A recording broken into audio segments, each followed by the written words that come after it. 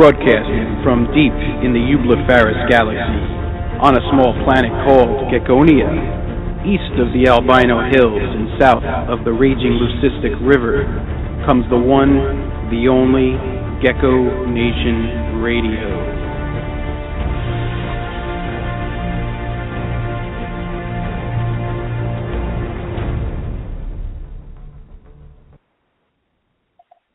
Good evening, citizens of Gecko Nation.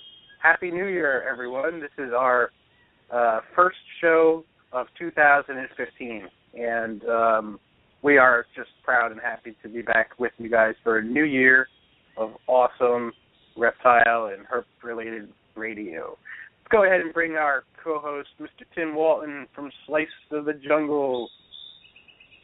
What are you doing, Tim? Swinging from branches out there in the jungle with Tarzan? What are you doing? I wish. It's a little chilly up here where I am. And it's weird that we got to hang out today and then now we're on the show.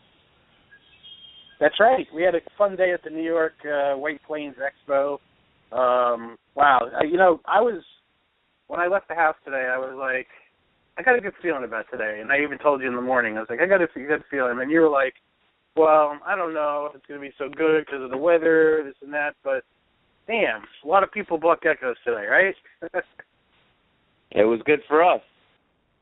I know that. Yeah, I think I saw a lot of other people doing pretty good, too. So, I guess, people came out for the event. And, there was a lot of people walking around that I guess saw the sign and thought it was like a museum kind of day, too. They didn't know anything about reptiles, so we did get to get a few of that crowd, which is cool, people discovering it for the very first time.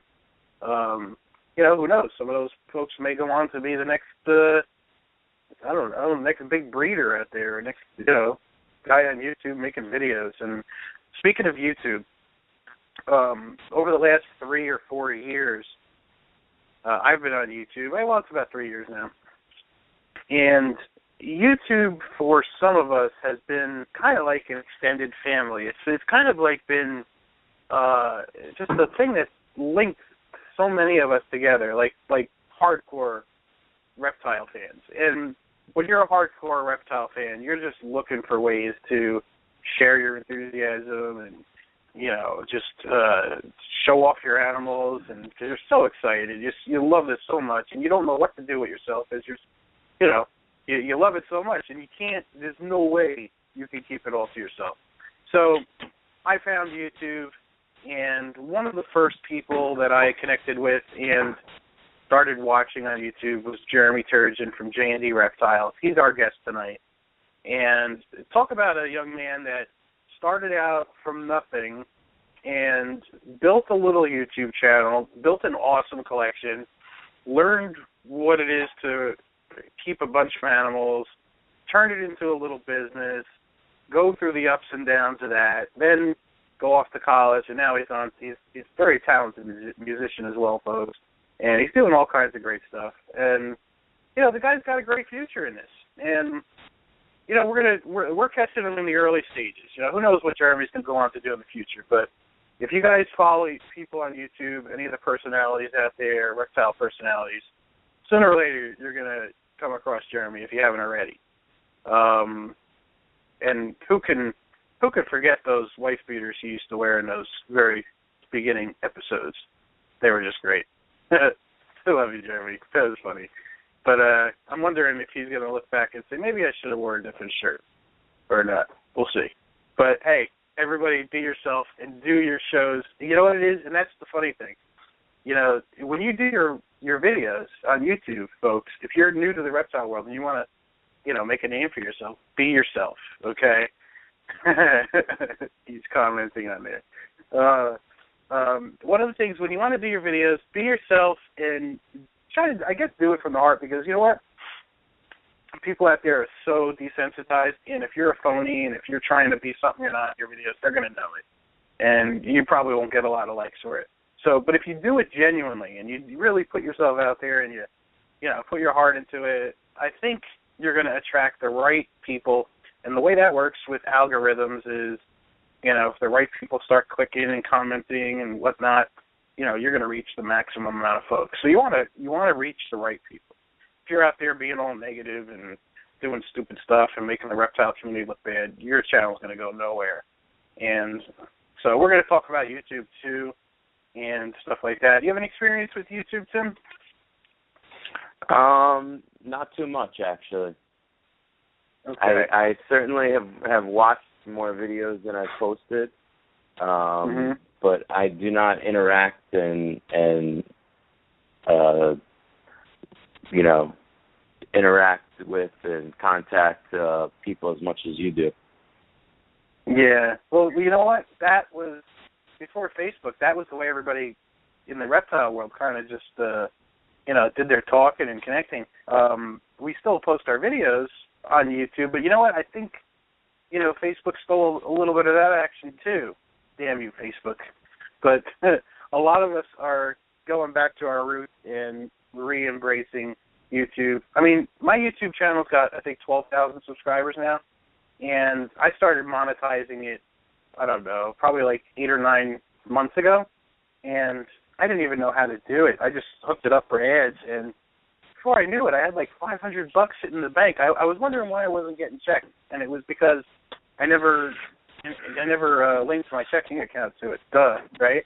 So I went online, I figured out how to link it up, and I had like $600 sitting there from ads on a few of my videos. So, even if you have a channel with a few thousand subscribers and you put some ads on it, I think in time you can make some money. I get like, I don't know, $75 to $100 a month from YouTube. I don't even do anything. I just post a couple of videos. So if you haven't monetized your channel, if you get decent views, definitely monetize it. Have it make some money for you. I mean, you're basically making money in your sleep. So, there's folks out there making a living just from YouTube. It's amazing. If you're creative and stuff, you can do all kinds of stuff. So that's something to consider. But just look at snake bites. Look what Brian Barczyk's doing. The perfect example. Hundreds of thousands of subscribers, awesome content. Now with animal bites, he's bringing back the programming that we all missed when Steve Irwin and people like that went away. I was a big fan of Marty Stauffer, Steve Irwin, Jacques Cousteau. Those were really good documentaries. You can't get that on TV and cable anymore.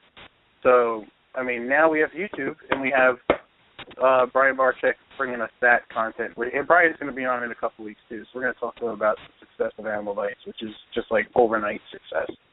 We knew it was going to happen. But tonight's show is about Jeremy. Jeremy is a friend of Brian's, too, so I'm sure Jeremy can talk a little bit about his experiences with Brian. So, all right, Tim, I asked you a very important question, and, I know it's the first show of the year, and I hope you, didn't drink too much over the holidays and forget the answer to this question, but it's very serious. I hope you're awake. I hear you making noise, so get ready. I'm going to ask you.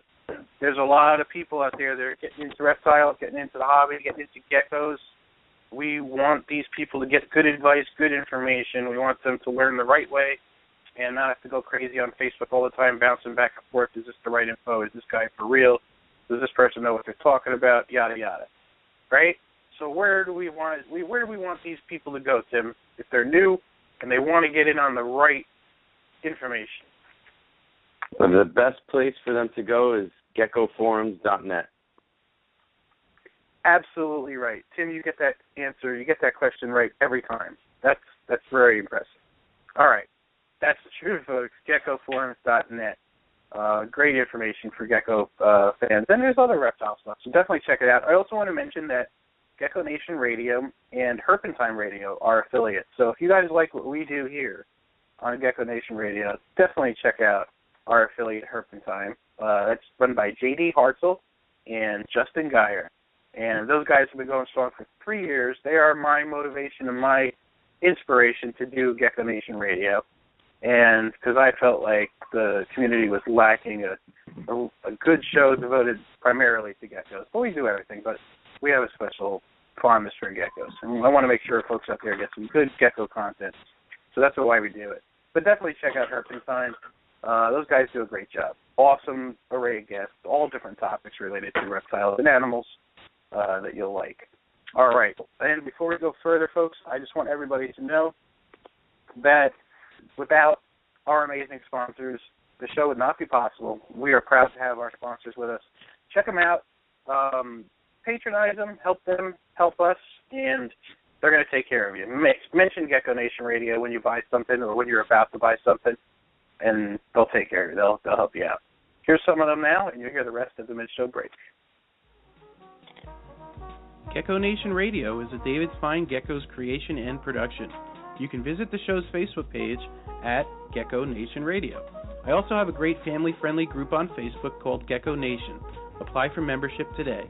Gecko Nation Radio is sponsored by Reptiles Express is the absolute best live animal shipping company with great low rates. Debbie is the queen of customer service and will make sure your precious cargo gets to where it needs to. They also have a wide array of shipping supplies from deli cups, snake bags, heat packs, and more. Visit reptilesexpress.com and become a member today. Longhorn Geckos is a father and son collaboration. Daryl and Cade Burton specialize in the best Super Tangelos, Pastel Raptors, white and yellows, and really nice wild types. Follow them on Facebook at Longhorn Geckos and on their new website coming soon.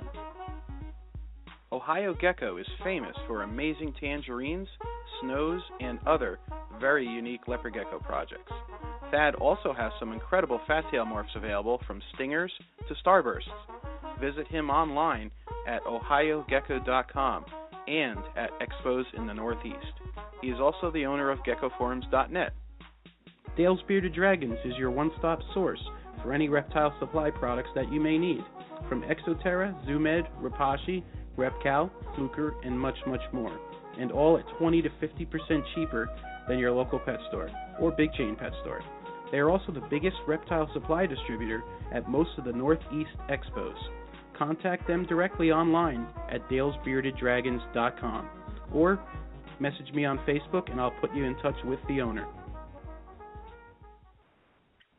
And if you listen very carefully, folks, that music in the back of our sponsor plugs is by Jeremy Turgeon, our guest tonight.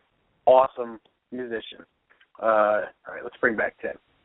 And, folks, I just want to also mention there's a standard coupon code with ebdragons.com. If you guys need high-quality dubia roaches, you use the code GECKO, all in caps, at checkout, and you're going to get 5% off your order every time. Okay, that code works forever. All right, but like I said, just mention Gecko Nation Radio to any of our sponsors, and they'll hook you up. All right. What do you say, Tim? We go ahead and bring on our guest, Mr. Jeremy. Let's hear from Jeremy. Hopefully he's got some energy after being at the show and driving all day today. Yeah. What's going on, Jeremy? Welcome to our show. Hey, thanks for having me, Dave. Absolutely. It was great seeing you at the show today.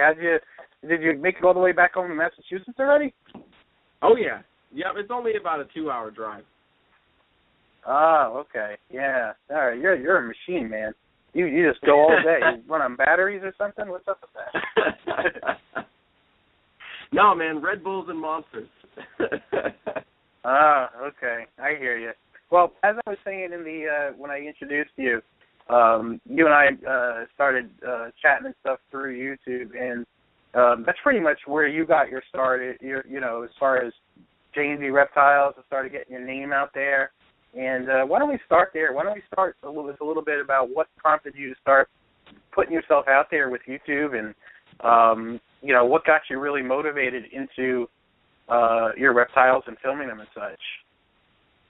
Yeah, definitely. YouTube was one of those original social media outlets that people were using to show off the snakes that they had, the reptiles they had, and divulge information about how they're keeping certain things, and it became a huge go-to place for a lot of people, myself included.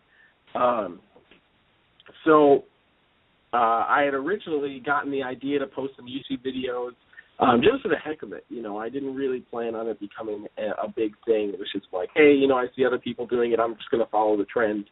So I got our little regular camera that I used to take pictures that had a video setting, and it was not the best camera by any means. but at the time it got the point across, which was what I was just trying to do, And at that time I had already been keeping snakes for quite a few years, so I was confident enough in being able to divulge some of my own information from the experiences that I had had, from talking with different breeders and just from what I was experiencing keeping my own collection. So I just started posting a couple videos about just some. I mostly kept boas back then, so I posted videos of boas, geckos. And then it slowly just started escalating. When I would get in a new animal, I would post up a video. It's funny, out of all the videos I've done, I think, I've deleted some of the older videos, but I did close to 300 videos, and not once did I ever do an unboxing video. Those get huge hits.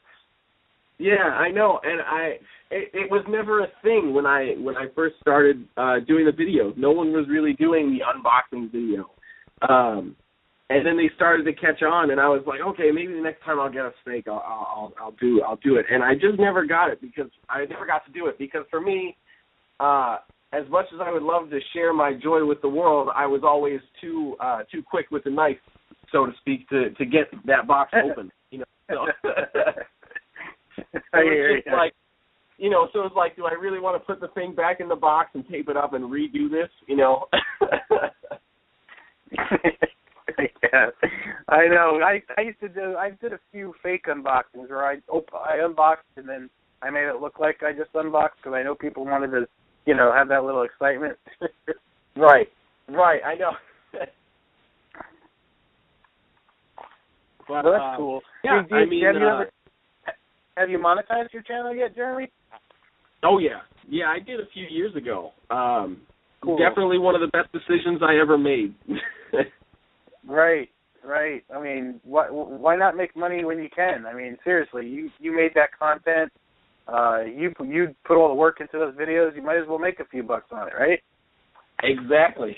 It's about time social media started paying us. Yeah. Does it do good for you? I'm not particularly asking you how much you make, but does your channel work well for you? Yeah, I mean, it definitely brings in a little extra money every month or so, so I can't complain. Every little bit helps, when you got to pay the bills. Right. Especially when you're in school and what you're doing. Yeah. And during your little rise to fame, so to speak, on YouTube, you basically had an apartment, right, with other people, and you guys worked together with the animals. Is that how you were doing it? You talking about when I first started? Well, I guess when you started getting big, when you started really, when you had that room, that's when I started. I remember watching your videos, and you had that reptile room all set up, and you were really space efficient. You were able to fit as much in there as you could. And, that's actually that room is in my parents' apartment. It wasn't anything special, but I had friends from school who would come and help me out, take care of stuff, especially as I started getting more and more animals. Because eventually, one friend would come over and then tell like 30 other of their friends, this dude's got a crap ton of snakes, you should check it out, And then people would be like, if you ever need help with anything, blah, blah, blah. And I mean, I'm never going to turn away free help. Right. So that it just kind of started to spread, and then we had I had a few people who would come in consistently and give me a hand, and then I would get them involved in the videos. I'm actually on my YouTube channel right now looking through the list of videos. There's like 250-something videos on there that go back, I think, like 5 or 6 years. Wow. Yeah, it goes. Yeah.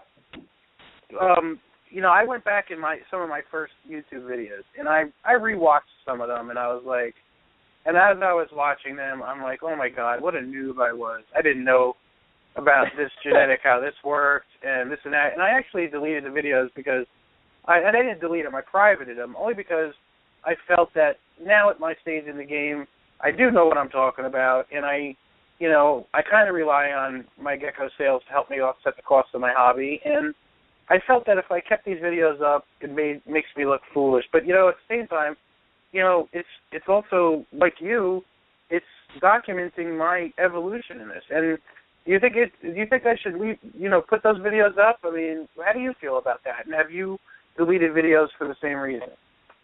It's an interesting point. I mean, I have deleted a few videos. I mean, I definitely had well over 300 videos for a while, and one day I just decided to go back and just kind of check out some of the older ones, and some of them I deleted for a couple of reasons. Some because it's just like, yeah, that info is kind of outdated, and others because the quality wasn't that good. And some was just because, yeah, man, like that just doesn't make me look good at all, So I deleted a couple of them, but most of them I privated for my own personal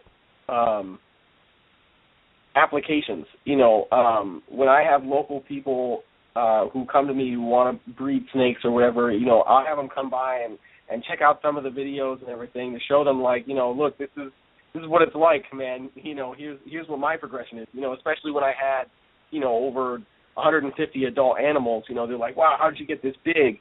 So I mean, I feel like it's an important part of the growth process. Having that documentation there just kind of shows, because we don't all just start with 1,000 animals and amazing sales. Right.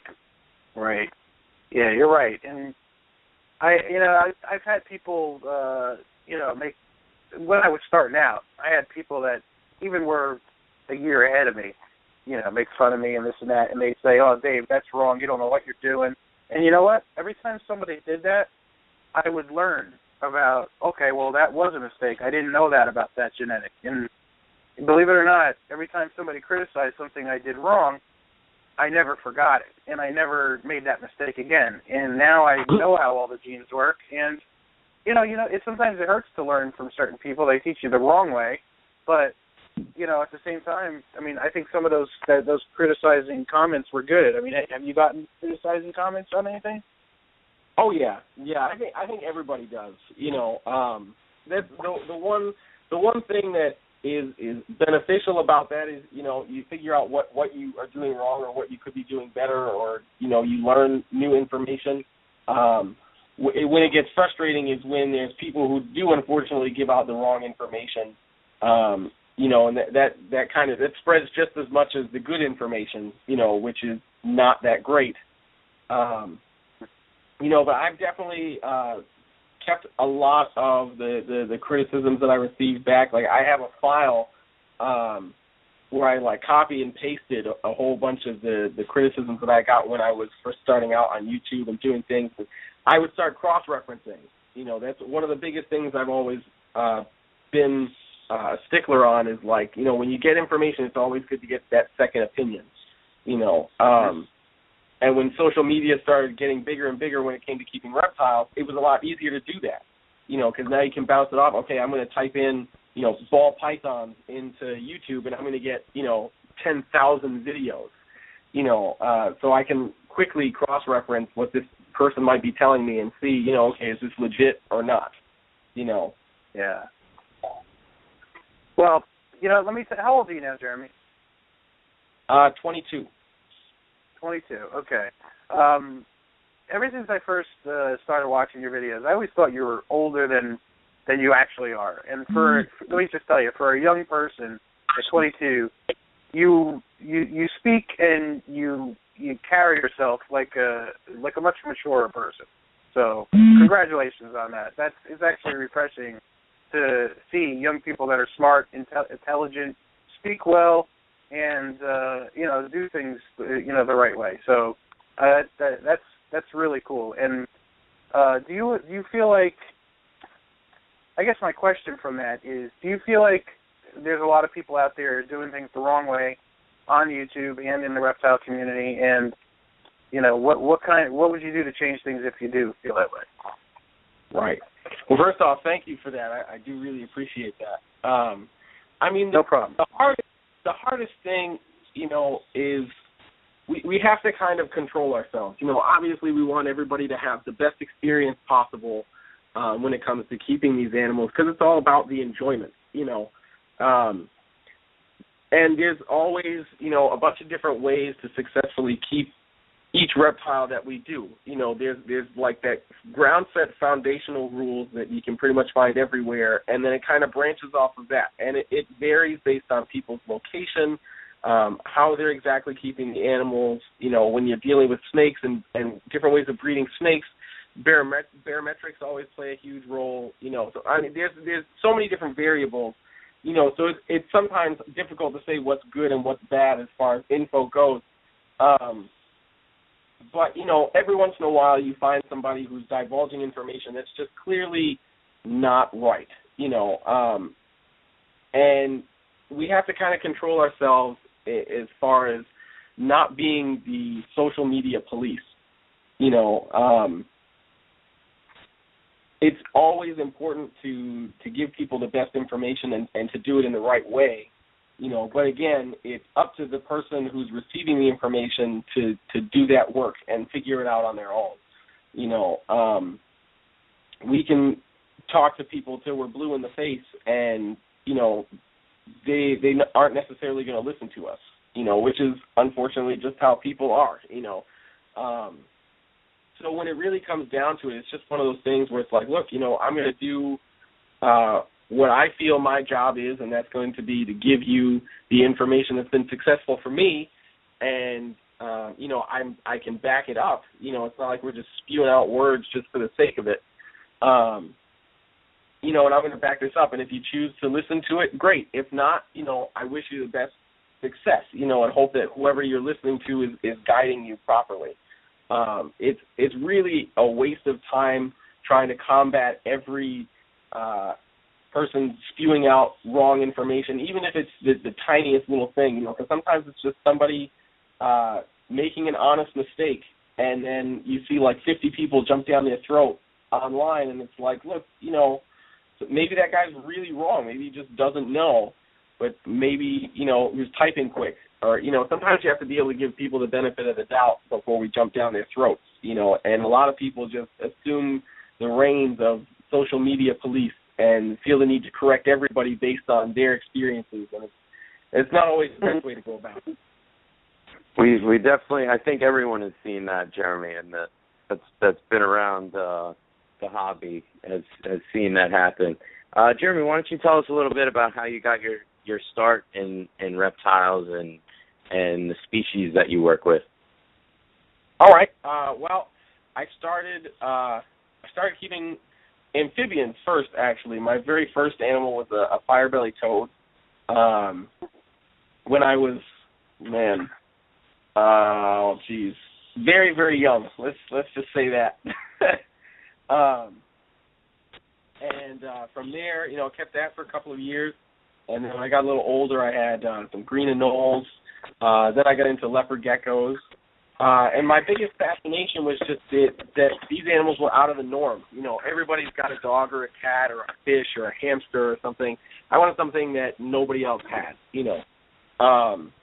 And not really many people in my neck of the woods were keeping frogs. So I thought it looks cool and nobody else had it, so I wanted to try my hand at keeping it. And that's just pretty much how the passion got started, because once I realized, okay, this is how to do this is really cool. I was already a science nut when I was in school, so this was just like a way to take studying to a personal level, and do it at home. So eventually, when I was about 10 or 11-ish, that's when I got my first snake. After so many years of begging my mom, she finally let me get one. And then I had been breeding leopard geckos for a while. This was when the only really known mutations of leopard geckos were like the Murphy patternless and the Tremper albino and maybe a few others. It definitely isn't what we have out now. And I was like, oh, man, maybe I can do this with the snakes. So I talked to my mom, and I was like, we've been breeding the geckos, and I've been able to sell the babies to friends or whatever. I was like, let's try it with the snakes. So after a little persuasion, she had agreed, and then I was like, okay, well, let's try some other snakes. And during this time, I was also trying to find people who could give me advice on what to work with, on how to keep these animals, and it wasn't really that easy because as a very young kid, people are just kind of brushing you off. It's like, you don't know what you're talking about, blah, blah, blah. And I finally found a guy who was about 40 or so minutes away from me in Connecticut, named Adam Harris, who had knowledge like that was just blowing me away about these animals. So I was like, oh man, I got to connect with this guy. So he would give me all this knowledge. He'd been keeping snakes and other reptiles for decades. So he was like my human encyclopedia on reptile keeping. So as I started learning more, I started getting interested in other species, and I started doing more research, and then slowly started to just grow and start keep different things. I did a lot of stuff with boas and colubrids when I first got into it. Then started to get into the ball python thing. Then really got into the ball python thing as mutations started to grow. But the thing that I always kept at the forefront was a collection of diversity was going to be the way to keep somewhat decent and consistent sales. So that I wasn't putting all the money out of my pocket. I was able to sustain, the feeder bills and the lights and all that other stuff based off what I was able to sell, as well as just enjoy what I'm doing. I give a lot of credit to the guys who only breed one or two species of animals because I could never do it. I have to have a little bit of everything, Yeah, me too. I know that. Yeah, so then I just started researching as many different reptile species as I could, trying to get as many as I could, and just like so many of us when we start out, I had glass cages and all that stuff, and I had a room stacked full of cages, and giant metal kitchen racks that could hold larger cages for some of the larger snakes that I had. And then finally got rack systems and was like, oh, this is the most amazing invention ever because now I can fit, 10 times as many snakes in the same space. So then I was able to grow and become even more diverse. So I went from that one fire-bellied toad to peak of keeping reptiles. I had about 150 adult animals, give or take a few. I might be exaggerating. That's crazy. What do you have to now? When you reached your pinnacle there, your peak, you were breeding ball pythons. In fact, you even had your own morph, quote unquote, that you proved out. What was the result of that? Did you prove that out or what? I don't remember. That was the demi ball python. We proved it out, and then unfortunately, there was something went wrong with the babies, essentially, and a lot of them had died off for reasons unknown. So it was pretty weird. It was a fluke, and what had happened was it took me a while to even get the original ones to breed. What had happened was I got a wild caught animal in, wild caught female in, that looked kind of odd to me. And I was like, okay, I'll see if I can breed her and see what comes of it. And I just bred it to a normal male. But this was after probably like 2 or 3 years of owning the snake because she was a very picky feeder, so she wasn't gaining weight very well. So it became a bit of a challenge, and that just drove my passion to get her to breed even more because I'm just like, man, putting in all this work for this end result, this needs to happen, So I finally got her to breed, got a good clutch out of her, and I got some really funky babies. So at first I was calling them granites because they kind of looked like what everyone was calling granites back then, and I was like, I just don't know. So I held the nicest one back and sold the others to a couple of close friends so I knew where they were, and grew them out and bred a baby male once it was old enough back to the mom, and got more of the same thing, and what I believe was a super. And at that time, that's what I had. So now I'm a few years into this project, and I'm impressed. And I'm like, okay, so now there's something weird going on. So I wanted to get it into some other mutations like pastel, spider, pinstripe, the usual first three that everybody puts stuff into, and the males wouldn't breed. So I went season after season of just nothing, males just not wanting to breed at all, and I couldn't figure it out because everything else I had male-wise was breeding like crazy. So I figured, okay, I had proven this out for two seasons, so I figured, okay, I'll go ahead and release this to World of Ball Pythons. And I look back on it, and it was probably a little bit premature, but I didn't care. I was excited, at the time, so that was my preemptiveness just to get something out there. And so anyway, so now we're fast forwarding a little bit, and this past season, so we're fast forwarding through a whole chain of events. So now things are in a different situation, and the entire Demi project is now under the care of a friend of mine, because I'm slowly thinning out my collection here, but I wanted all of it to go to the same person. So this one friend has the project, and he finally gets a male to breed, and it breeds to a pastel female. So I'm like, okay, cool, we're excited. We're going to see if this hopefully is actually something funky. So he gets a clutch, and now comes the fun waiting game. Super anxious. And about 60 days later, I get a phone call talking about, hey, I think we hit a double gene animal. And I was like, no way. So I said, send me pictures, because he lives an hour and a half away. And I was like, as excited as I am, I'm not driving an hour and a half. It was late at night. So I was like, just send me some pictures. So he sent me some pictures, and it was what I'm calling the pastel Demi, because there was a pastel in the clutch, there were other Demis in the clutch, and then there was this weird-looking pastel that was essentially pastel-colored snake with this Demi pattern. So I was like, okay, so we've got something.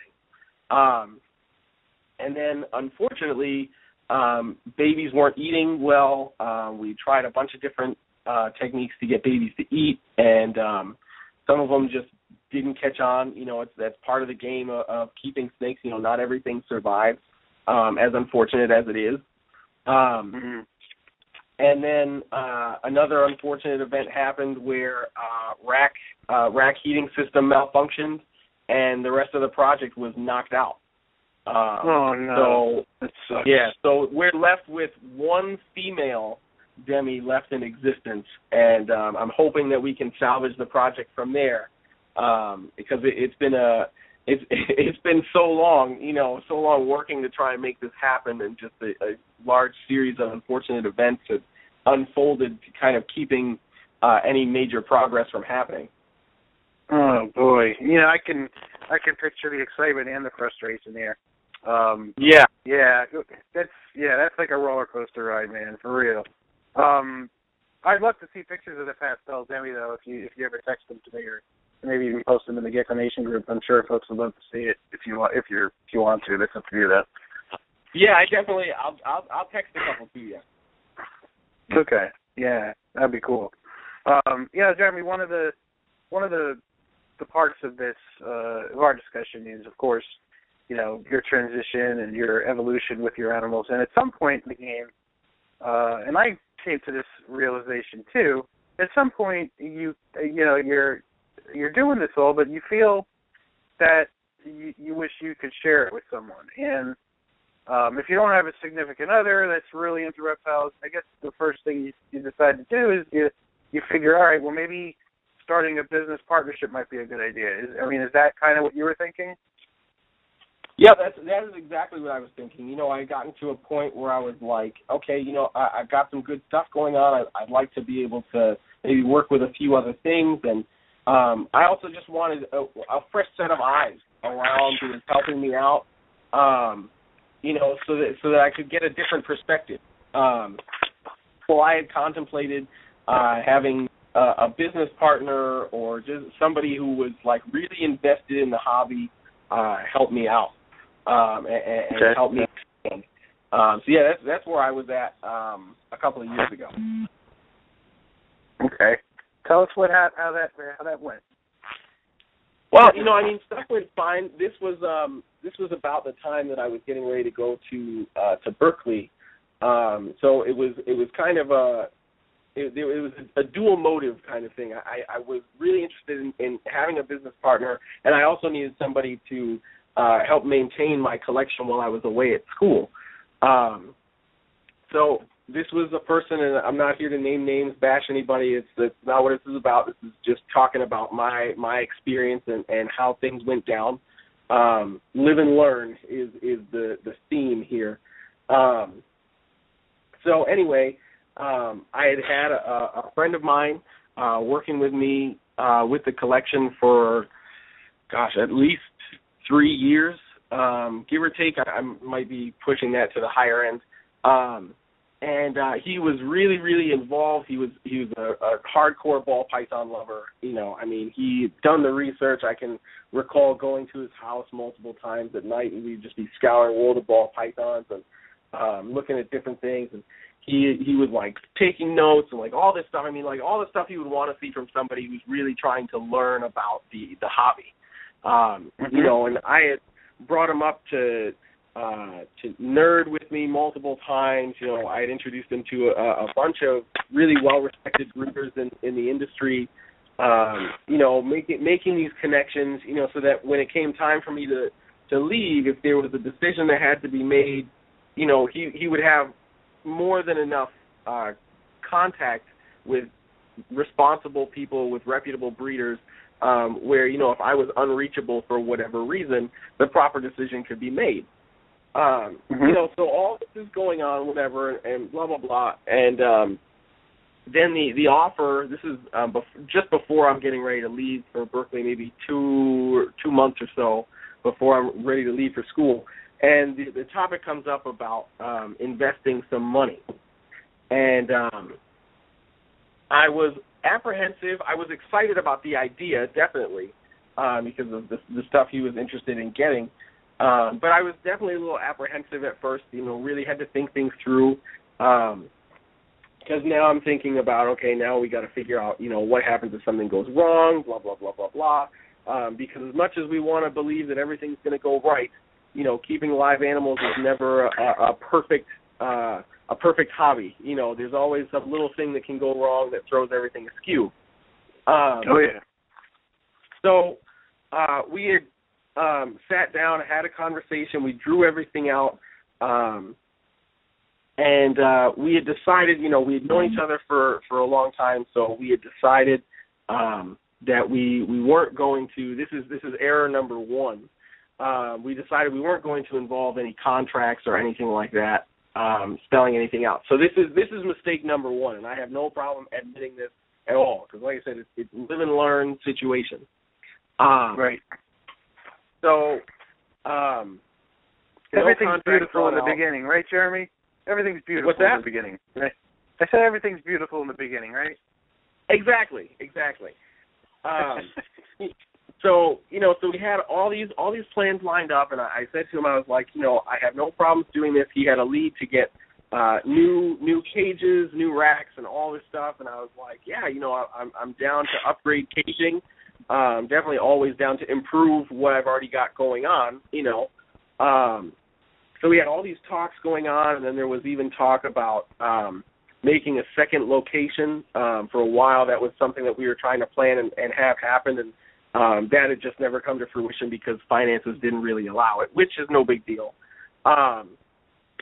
So then it came time to investing in other animals, and I was like, okay, I'm the kind of person that I like to buy things as babies or juveniles and grow them up. That's just how I really don't like getting adult animals unless it's like an amazing deal from somebody who I know really, really well and trust them. Generally I just like to buy babies first. I don't mind waiting the couple of years to grow stuff up. So I said to him, I was like, okay, look, if you're looking to buy these animals, these are the people I would prefer that you go to, because these are people who I know I've done a lot of business with. We have a good rapport. So I'd like if you kept it with these people. So we were in agreement on that. and we were also in agreement on, there were some of the things that he had wanted to get that I had already had here or had the ability to make here. So I was like, okay, so let's hold off on that, and we'll just produce it, save some money, for other potential needs that we might have down the road. This is where mistake number 2 is. I should have realized, as sometimes when we want something, we don't care what's in the way or what is said. We're just going to get it anyway. So this is mistake number 2. I should have realized that, because I'm that kind of way sometimes. If I want something, I'm going to make sure it happens. Right. So anyway, so some of the snakes come in before I leave, and from the people I wanted to get animals from, and stuff was coming in healthy. The downfall was he was getting snakes that were adults or very close to adults. And generally, I'm just skeptic for when people are selling adults, unless, they're just like, hey, I'm just selling the collection or whatever. Because you never really know why people are getting out of adult animals, especially breeder-sized females, when it comes to ball python. Generally, it's just one of those things where it's like, what? But, sometimes breeders have surplus, or they're just trying to make room for other projects. And in the case that we were dealing with, these breeders they were larger breeders, so they were trying to cycle females out for other things that they were holding out, which is why I didn't mind bringing in females, these larger females. So, we had everything set up, everything's taken care of, and then I get hit with this, I really want to get this animal in here, and I was like, this is something that I would prefer if we got from such and such a breeder, because I know that lineage that's one of the best lineages that's out there. So I'd really prefer if we just waited and went to this person specifically. It's not gonna kill anything, and it's not gonna slow anything down by much.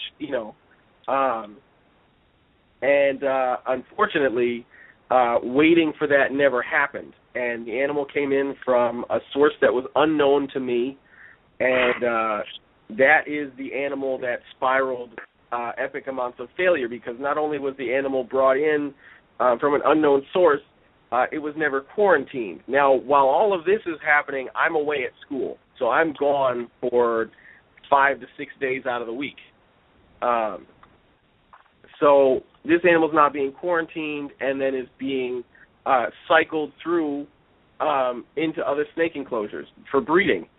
So this animal was sick, and it was not noticed, and was cycled through all these females. So of course now everything else is getting sick.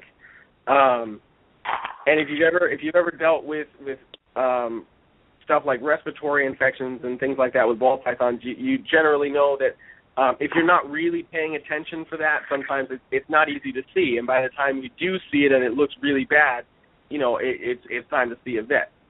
Right. As quick as possible. So this is all this is happening, and there's cross-contamination everywhere, and nobody's really paying attention to this. So now I'm starting to get phone calls from other people who are here helping out, saying, hey, man, I think this snake is sick. When you come down, you should take a look at it. And I was like, okay, no big deal. I would tell them, put it off to the side or put it in the quarantine area, and I'll check it when I get there.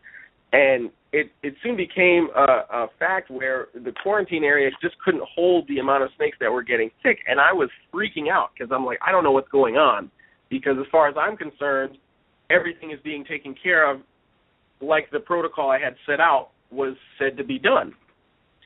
So now I'm getting very confused, and I'm getting very angry, because now I have a lot of snakes that need to seek medical attention.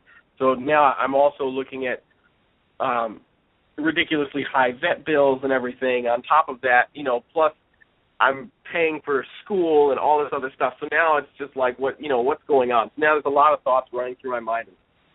Anyway, to make a long story short, all this is going on, and a lot of snakes died because they were not taken care of properly after being seen by vets. And, again, this is all happening while I'm away in school, so it's really frustrating hearing, when you're 100 miles away from where your collection is hearing, hey, you know, this snake is sick, or this snake has passed away, and you know, it was very, very cool. Oh man, yeah, I can imagine. You know, and you know, I mean, it got to the point where it was easily half of what I had for ball pythons was not well taken care of and was ill. And luckily, it had never spread to any other species of animals, thank God. You know, but I mean, this is where all of this money was being invested. You know, so now we're looking at, okay, well, we never drew up any contracts. Now we're back at mistake number one. So how are we going to handle this? You know, so not only is all this going on, but now, you know, tensions are now running high between me and this person. So now communication is getting jumbled up as it's going from one person to the next to the next. So now I start getting phone calls from people literally all over the country who are hearing about what's happening and who are hearing about I've been accused of stealing snakes because there was so many miscommunications going on. Apparently it was being made seem that only that person's animals, that person's purchases were dying and all of my snakes were completely healthy. And I was like, well, this is not the case at all, you know. So, you know, the first couple of phone calls happened and I'm like, okay, you know, I'll handle this later. You know, this is no big deal. It'll be cool. And then more and more phone calls and emails just started coming in. Do you know what this person is saying? You know, you really got to check this out. This is not good for you, blah, blah, blah, blah, blah.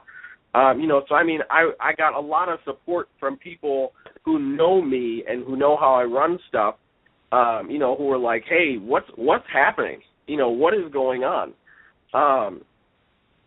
You know, and it came down to just like, you know, I called this person and I was like, look, I'm going to need you to get my name out of your mouth, you know, because what you're saying is not true.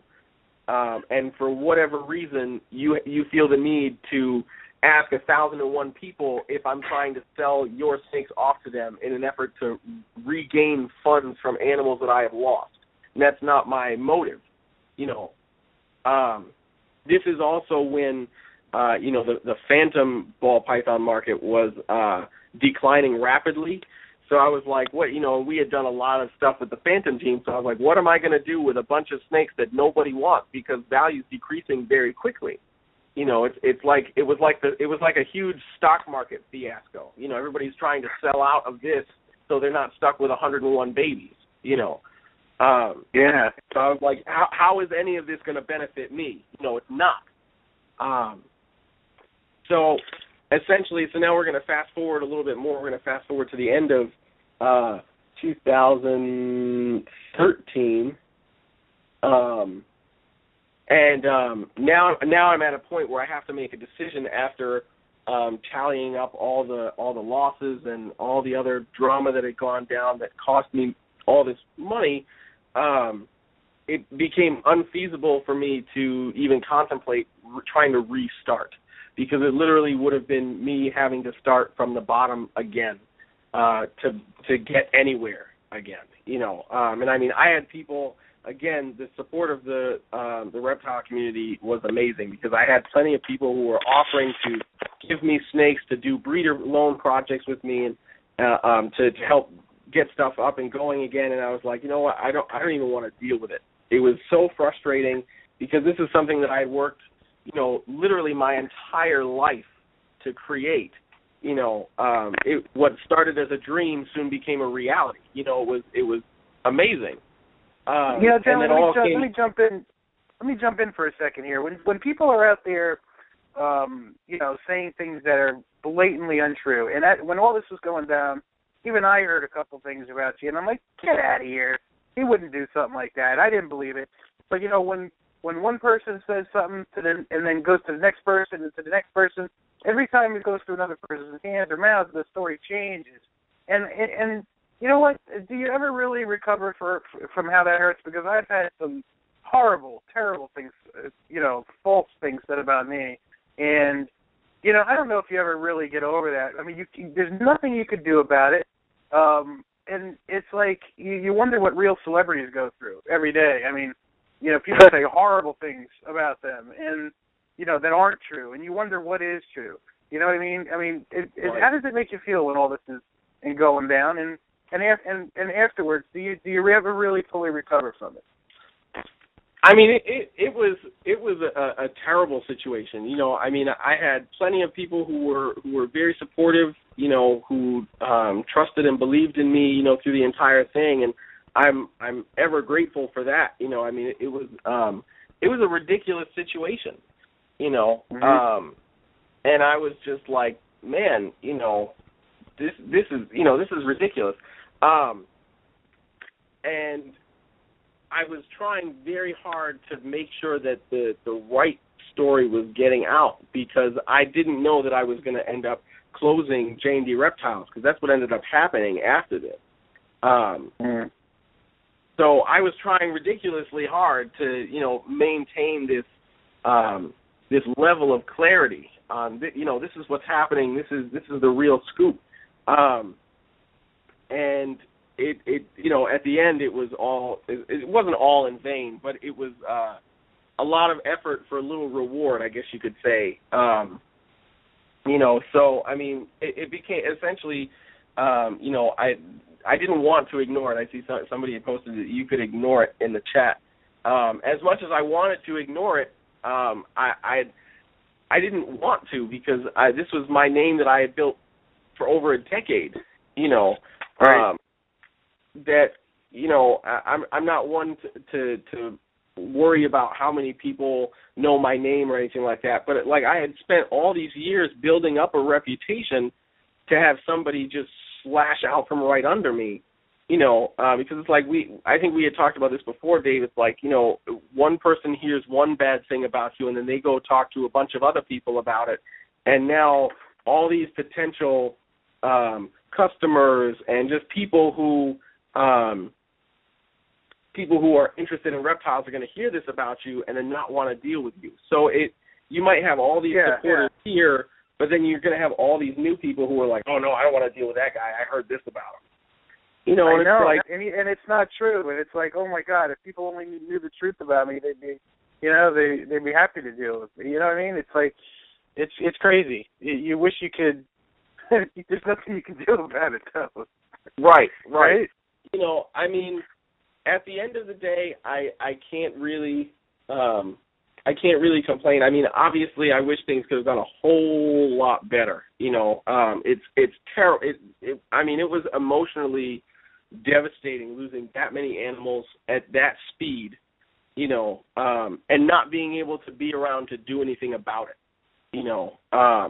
That's what made it more difficult. If I was here, I could have gotten a better control, and you sit there and wallow in the what ifs, and it's like, it's not worth wallowing in the what ifs. It's one of the things I tell a lot of people, when they're dealing with stuff. It's like, obviously you're going to go through this period of mourning and frustration, but the important thing is you got to move on. Figure out how you're going to continue. Like I said, I unfortunately ended up having to close J&D Reptiles because I wasn't going to, go from being able to sustain my hobby and then some on, selling animals to having to do everything out of my pocket again, especially when, feeder bills were still crazy high and all of this other stuff, because I still, even though while all this is happening with ball pythons, I still have, 20 various species of reptiles that aren't being affected, that are still, completely healthy and need to be taken care of, So when I decided to close down, then it became a matter of, okay, well, what's the next step after this, And again, all this is happening while I'm away at school, and if for those of you who are listening, if you know anything about Berklee College of Music, it's like the hot spot to be as far as music schools go. So I was making connections with people from all over the place and trying to do as much as possible while I was out there, especially since I'm like, okay, all this stuff over here is like falling apart, So I really dove into my studies because I needed to get my mind off of stuff, So I started just like connecting with people, gigging, jam session, all this stuff, because I was like, look, I can't wallow in this. I'm 100 miles away, what am I going to do? I can't wave a wand, Hold that thought, Jeremy. Let's pick up right where we left off after we take our sponsor plug break. All right. All right. Hang tight, folks. We're going to be right back with more from Jeremy Turgeon. Stay tuned. Gecko Nation Radio is a David's Fine Geckos creation and production. You can visit the show's Facebook page at Gecko Nation Radio. I also have a great family-friendly group on Facebook called Gecko Nation. Apply for membership today. Gecko Nation Radio is sponsored by Gecko Boa Reptiles, is your source for the highest quality leopard gecko morphs and wild types, from white and yellows to radars, amazing tremper morphs, and rare subspecies. John is a world-class breeder and extremely knowledgeable.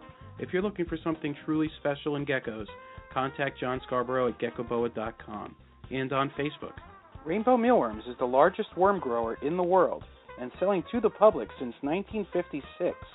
If you need the highest quality mealworms, superworms, and crickets for your pets, contact them at www.rainbowmealworms.net. Ron Tremper is the biggest contributor to leopard gecko morph making, known worldwide for his amazing examples of living art.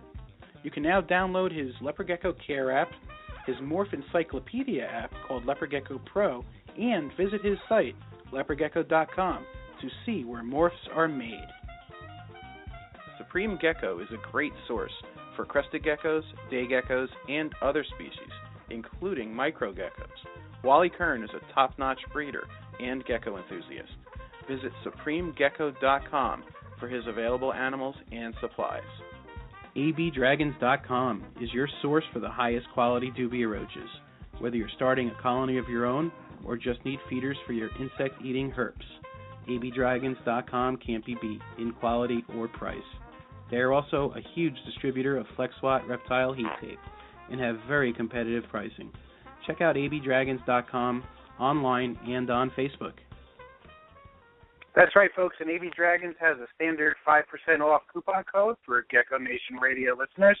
That code is GECKO, all in caps. Use it at checkout. Awesome. By the way, Gecko Nation Radio's biggest fan, the lovely Miss Elsa Borzoi, has an extra copy of the recent Reptiles magazine issue all about tokay gecko morphs, okay?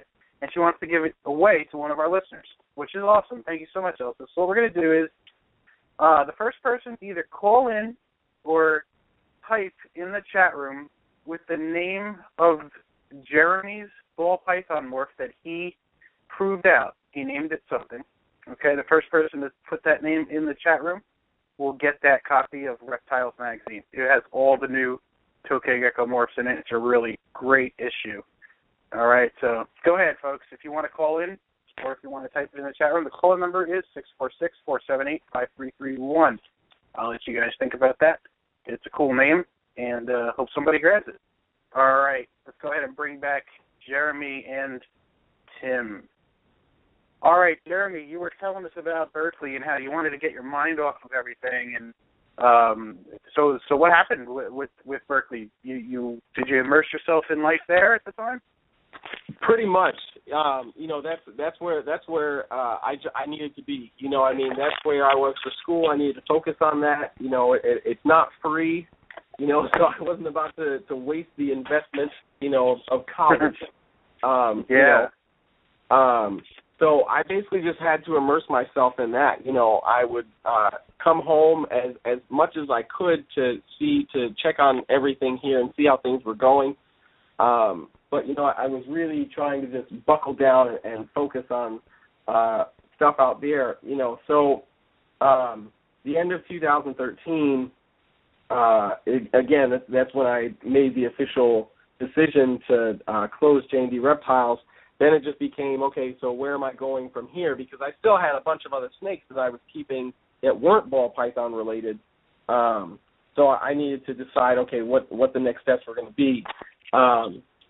And, just like so many other people who work with ball pythons, they tend to be the more common sale because, they're super easy to keep and all these other, we all know the reasons why people keep ball pythons.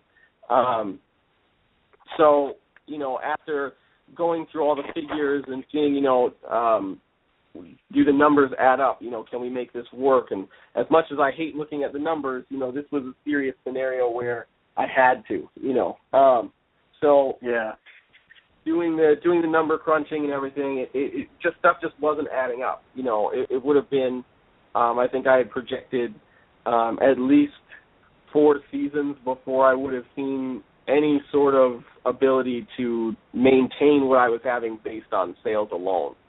And I wasn't willing to do that, after working from the grindstone up to where I was and then trying to have to do all that over again while being away at school. It just proved to be too daunting, and I wouldn't have been able to focus enough in school to make it count. And I was like, okay, I really need to focus on where my career is taking me right now. So I decided, okay, I'm gonna sell off a bunch of animals, but I'm still gonna keep a small number of animals that I personally just really want to work with. So now I'm taking things back down to the hobby roots. For what really got me interested in keeping, and that was just for sheer enjoyment. It was just really cool to have a snake in the house. So I've gone from that beefy 150 animals to a very comfortable 30 animals in the house. Nice. So it's been an interesting transition. It feels weird being in the room. We've moved the rooms around in the house, so the reptile room is in a smaller room. So it actually looks like there's still a lot of animals in here when there really isn't, which is cool. It keeps my mind at ease because I'm very used to being in a very packed room full of animals, so it keeps my mind at ease. So I'm still keeping quite a few different species. I have, I've got stuff like Cape Baja gopher snakes, Chinese twin-spotted rat snakes, coastal carpet pythons, boa constrictors, Burmese pythons, ornate flying snakes, bearded dragons, let's see, what else? Goinai king snakes. So I still have a pretty diverse collection. It's just nowhere near at the sheer numbers. So instead of having, 10 or 15 of the same species of snake, I have like 2 or 3.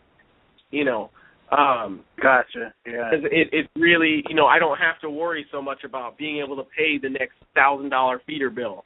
It's a lot easier to maintain and be like, okay, I can just pick some stuff up at the next reptile expo. I don't have to freak out about being on a schedule anymore, which is nice. It's definitely been nice being back to the hobby side. And while all this is happening and I've been downsizing, my music career has been taking off quite well, and I can't really say that I'm sad about that because I'm not.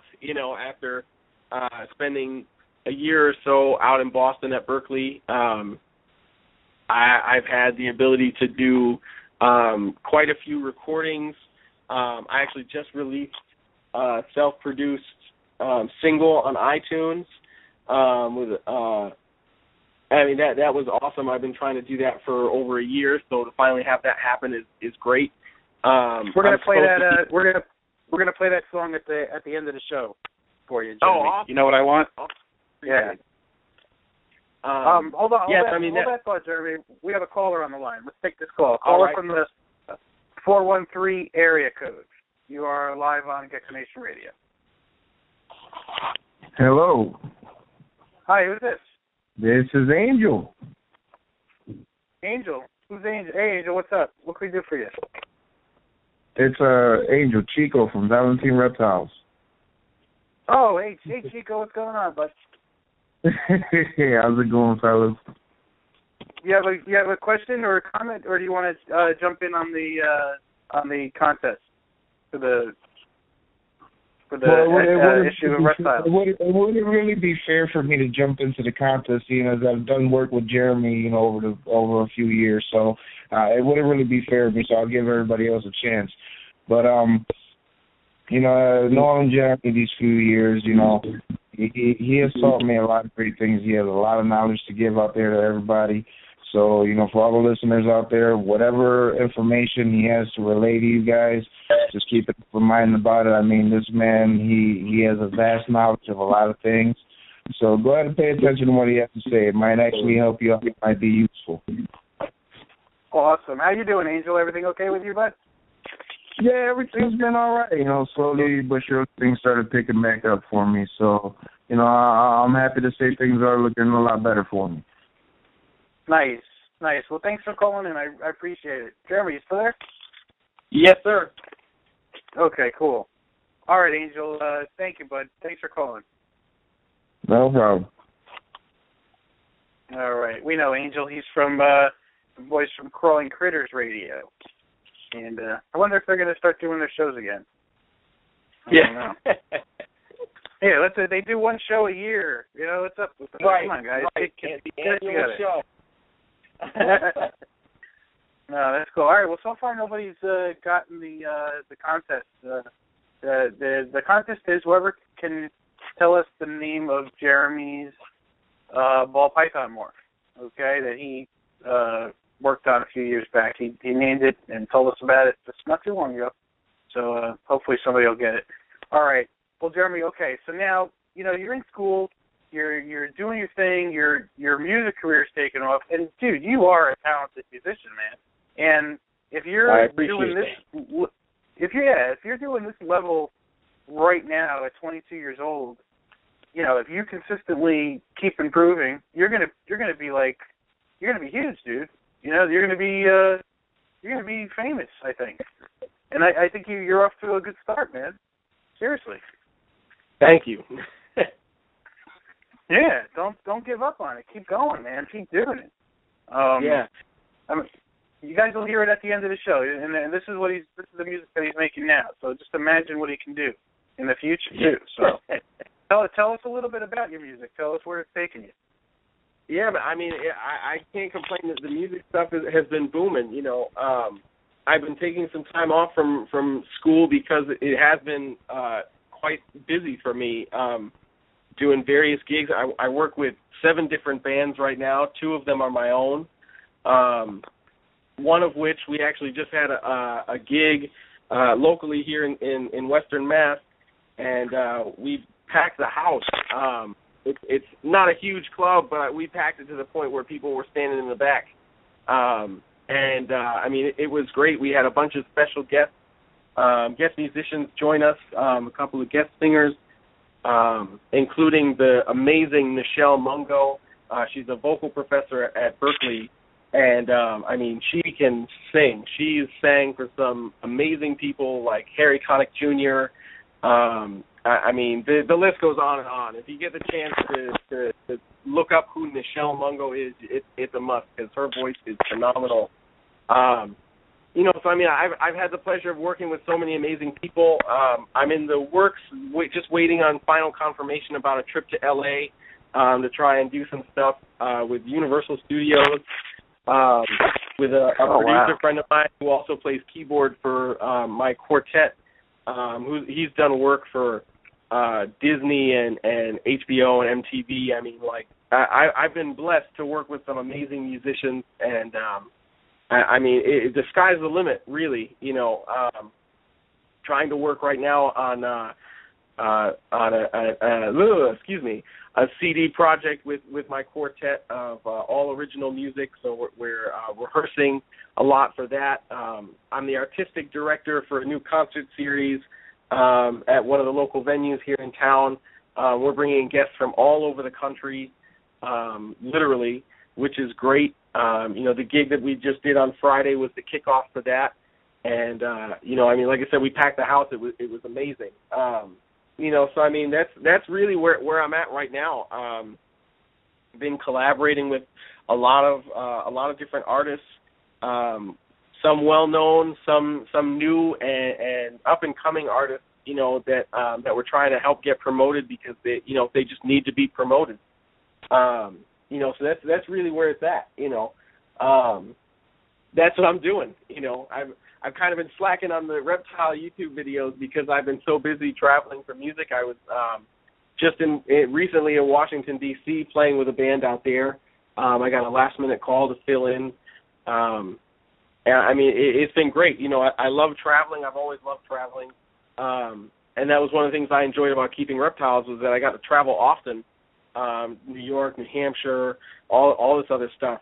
You know, I just love being out of the house and interacting with people and all that stuff and sharing the love for what I do with others. So now I'm able to do that with music, and I wouldn't trade it for the world. Hey, you know what? If the music thing should not work out and the reptile thing, I think you would be perfect for politics. I'm serious. I think, you know, you're the kind of guy that, you know, just the way you speak and everything, Jeremy, I think you would be great as, like, a mayor or, you know, somebody, even, who knows, maybe even president someday. But, I can see you got the person. You totally have the personality for it. You know what I mean? I appreciate that. You know, I mean, the biggest thing is it's like what you were talking about at the beginning of the show. You know, how you were saying just be yourself. You know, when you're trying to communicate your points, man. I mean, like if you're really passionate about it, you got to express that passion, man. You know, I have students all the time who talk, music students all the time who talk about, you know, man, I want to start my own band and do the kind of stuff that you do. Like, how do you do it? You know, and I'm like, well, obviously you need to be at a certain level of being able to play music. I said, but that's really just half the battle. You know, when you get up there, you got to be, if you're the front man, you got to be able to entertain a crowd. You know, it's not, you can't just do song after song after song after song after song. Like, the crowd's going to want to interact with you, so you got to be able to do that. You know, and they're not going to want to interact with you if you're talking really boring and not engaging them and stuff. You know, it's all about just being that proactive person. You know, if you're going to do something, do it, and do it like 110%. You know. Yep. Otherwise, it's not really worth it. You know, then you're just doing it to go through the motions and, you know. Do you think that, you know, getting back to your reptiles and stuff, you know, there are a lot of folks out there today, Jeremy, that are taking this seriously, and there's a lot of people out there that are saying, all right, you know, I'm in my hobby, I'm breeding my geckos, my snakes, I'm doing good. Maybe I should make this into a business. Maybe I should do this. And maybe they got a good friend of theirs that does it too. Maybe, hey, dude, maybe we should team up. Why don't we call ourselves, you know, A and B Snakes or A and B Pythons? And, you know, what kind of advice do you have for somebody out there that's thinking about doing something like that? What would you tell them? The biggest thing, you know, I mean, the biggest thing is make sure whoever's coming up with this idea, or even if it's a joint effort, you have to not be in it specifically for the money, you know, because especially when you're just trying to build stuff up, trying to do it for the money is damn near impossible, you know. It is difficult to get your name out there, you know, which is why being genuine with people is so important. My biggest advice would be leave no stone unturned, you know, and what I mean by that is, like, if you're going to go into business with a friend, draw up a serious contract that covers all the bases. There's no shame in sitting down with a lawyer. You know, if you're going to make an investment, a business investment, part of a business investment is being able to have legal aid, legal advice. You know, so that means you got to shell out a little bit of money beforehand to drop a proper contract that covers all of your bases. So, you know, you have the ins, the outs, the what ifs, all of that covered. You know, I mean, do that. You know, do stuff like that. Come up with a serious business plan. You know, so many people I know who are interested in reptiles, they get into it with the idea of, okay, I want to work with this. And they do that for, you know, maybe one season, and then they think it was the best season ever because they were able to sell everything to their local friends. So then they want to go out and buy like 5 other species of animals, you know. And it's really not always the best way to do it. It's much better if you sit down, if you're going to deal with a business partner, have a serious conversation. Study the market. Take some time. Go on all the national classifieds. Shoot some emails off to various breeders, big and small. You know, you can't only sway yourself to one side. Of course, the big name breeders who have been around for decades are going to have better sales than the guy who's, you know, doing it for 5 or 6 years because he likes it.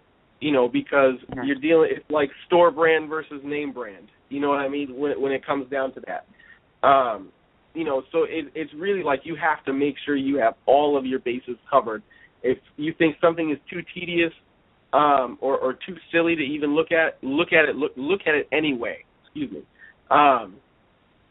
You know, because God forbid something does go wrong and you don't have a way to get out. That's how friendships get ruined.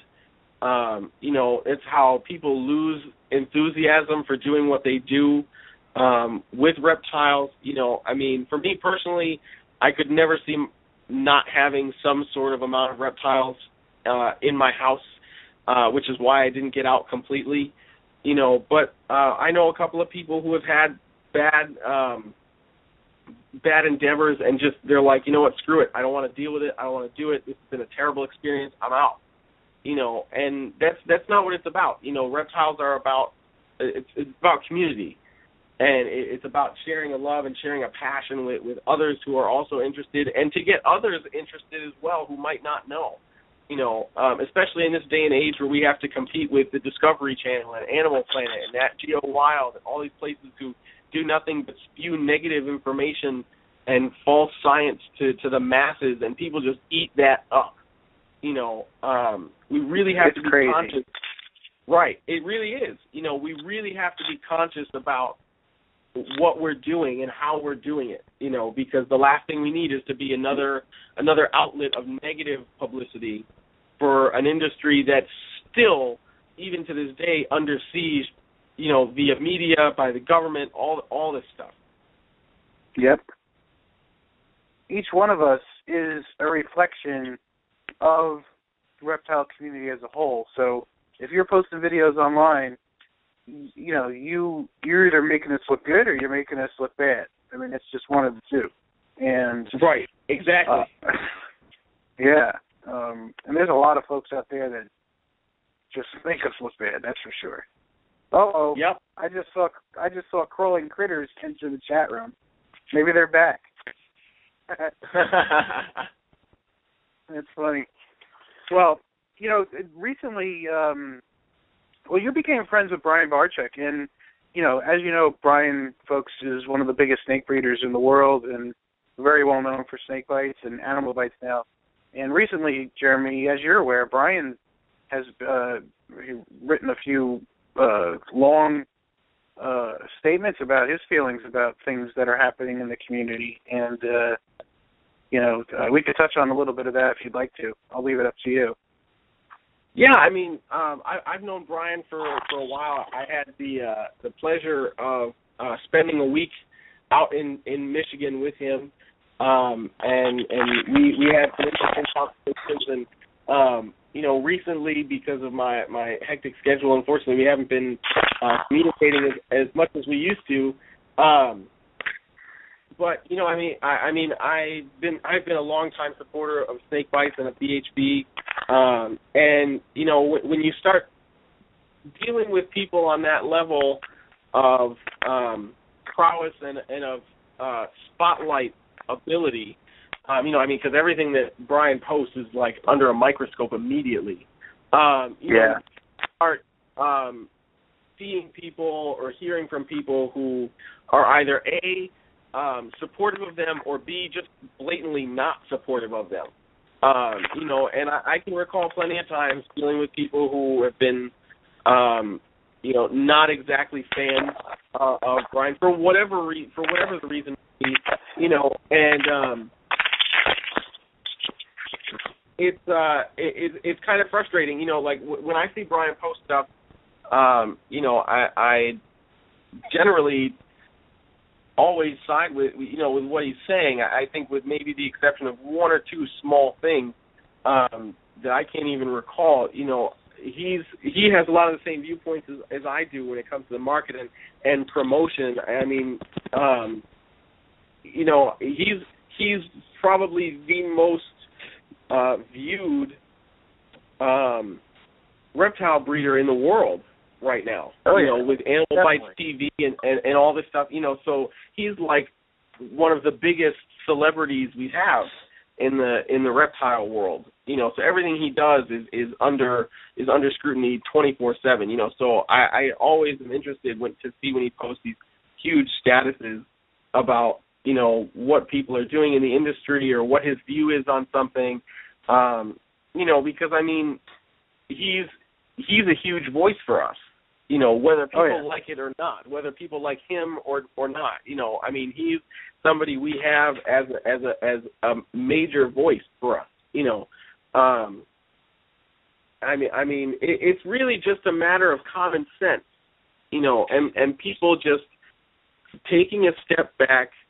You know, my time in the reptile industry was amazing. You know, I wouldn't change it for the world. Obviously, I wish it I won't say ended because it hasn't ended, but came to a slight conclusion in a different manner.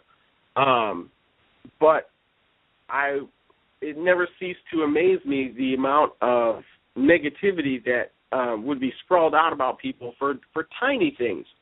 And I mean, granted, there were some posts about people that should have been blasted for the negative stuff they were doing that was really hurting the community. But overall, I mean, people just need to take a step back, realize no one is truly deputized to police social media. You know, if you have a disagreement with somebody, you know, step up to the plate. Don't be a keyboard commando. You know, step up to the plate, speak to that person one-on-one and just be like, yo, look, I don't necessarily agree with you. You know, and just keep it one-on-one like that. What would you be doing if there wasn't Facebook, if there wasn't YouTube? You know what I mean? You'd be blabbing about it to your friends and talking crap. Okay, I'd rather, you know, if somebody has a problem with me, and this is how I even run stuff with my band. If there's a problem, if somebody has an issue with something, just say it. You're not going to hurt my feelings because of the way you feel. You know, but I'd rather have something addressed and dealt with and just move on rather than have somebody go on and blah, blah, blah, talk crap for this, talk crap for that, and then it creates all this extra drama that nobody needs. You know, so it's really just a matter of you just have to be proactive, you know, and understand what you're doing is viewed. You know, I remember through my entire time in school, elementary school, middle school, high school, etc., I was a part of the music program, whatever music program was there. And the teacher would always be like, you know, you're representing our school, you're representing something bigger than yourself. You know, it's the same for everything. You know, if you work at, you know, a supermarket or you work as a company CEO, you're a representative of that place. You know, if you own your own business or you're dealing with reptiles and you're promoting stuff about reptiles, you're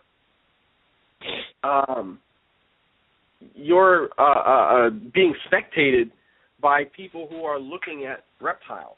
You know, you're viewed, you're under a microscope. It might not be a huge microscope, but, you know, you have to really pay attention because the reptile industry is bigger than just one person. You know, so it's really just a matter of, I'm going to need you to just relax, you know, sit down, take a step back, and take a deep breath, man. Sip some tea and just let it happen. You know, just deal with it in the proper way. Because if that happens, then life would be so much easier. Indeed, that's for sure. Well, I firmly believe that I think everybody's just getting used to the new way of communicating with social media, and I think we all haven't really. Some of us are getting better at it, but I think young people and I think new people to it haven't adjusted to it yet. So we get a lot of, you know, negative stuff, and people have to get blocked and this and that, and it sucks to have to do that. But I think eventually people are going to start being able to be more mature online and represent themselves better, I hope, and you know, not fall on their sword so often. A lot of people just come out saying. One of the things we see today in the reptile community is a lot of new folks starting out feel that in order to make a name for themselves, they have to try to tear down somebody that's bigger than them, and they have to, target someone they don't like or whatever, and, just start, talking negative. But, instead of actually respecting the people that have been in this longer or, than they have, they come out of the gate, just ugly sometimes. And there is a lot of that. But there are also people doing it the right way, too. I mean, I'm sure you see that, right? You see a lot of that. Right, Jeremy? Yeah, one of the things that I've always said is, as far as how we're represented is, for every one negative person, there's at least 10 positive people, who are representing stuff properly. And I mean, that's amazing. That's great. And unfortunately, and it's not just in the reptile community, but we always get that negative flack because we keep snakes. Those few negative people impact us in such a great way. And I don't mean great as in, oh my God, that's awesome. I mean great as in large. And it can be unfortunate, but all that means is those positive voices just need to step it up, and continue the cliched phrase, keep up the good fight, fight the good fight, and just keep that positivity going, because that's what's really, at the end of the day, that's what's really going to keep people around, Yeah. Well, why don't we talk a little bit about the future of your endeavors now, and what are your plans now for your collection, Jeremy, and what do you see yourself doing with it in the future? Well, I'm still downsizing. I have a few other animals that I'm trying to sell, but now that I'm at a bit more manageable size, I'm not as proactive as far as advertising and promoting things for sale. So right now, I'm pretty much stable where I'm at. I have a couple of things breeding this season, some carpet pythons and boas, but that's really about it. So I'm really just at the point where I'm doing this because I just want to have some snakes to house, I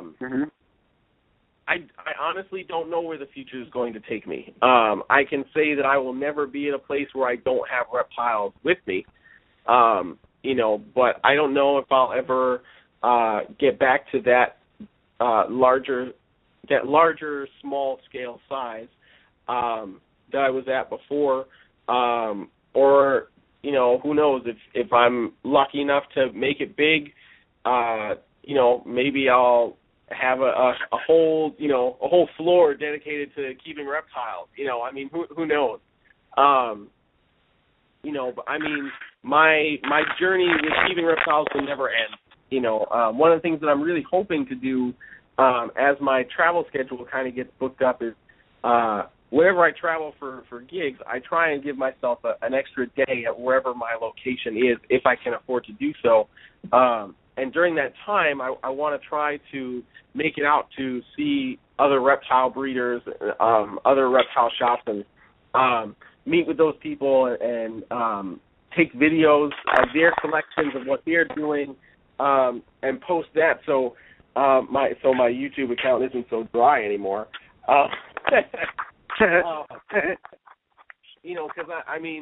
I'll at some point post up a video of what's going on here and what things are looking like in this new space. But I really want to focus on the other positive stuff that's going on out there. If I can highlight some other reptile breeders, I'd be more than happy to do so. Because like I said before, it's all about the community. It's all about that essence of just doing what we're doing because we enjoy it. I got an idea for you. I got a good idea. Yeah. You know what you should do? You should become a really famous musician and be the reptile community's equivalent of some of these celebrities that just rally for PETA blindly.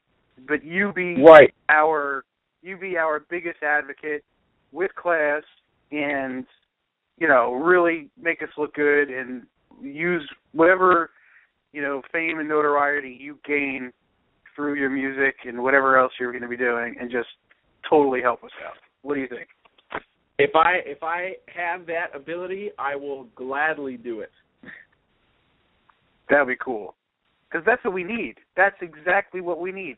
We got, those animal rights organizations have enough celebrities backing them blindly. They don't even know what they're backing, but they do it. And the reptile community, we have some self-made people like Brian and such, but, we really need we need a couple A-listers, even B-listers that would, be out there pushing for us, I agree. I totally agree. Yeah. Yeah. That should be a goal. I mean, it really should. It's so important, especially from a public image standpoint, because, if we had somebody like, I don't know, off the top of your head, Jeremy, who do you think, out of celebrities and people out there in the media and such, who do you think would be the perfect candidate to represent the reptile community that's out there right now? Who do you think? Oh man, you're going to put me on the spot like that? Hell yeah. Oh man, that's such a rough call, man. Geez. I don't know. I'd have to say maybe somebody like,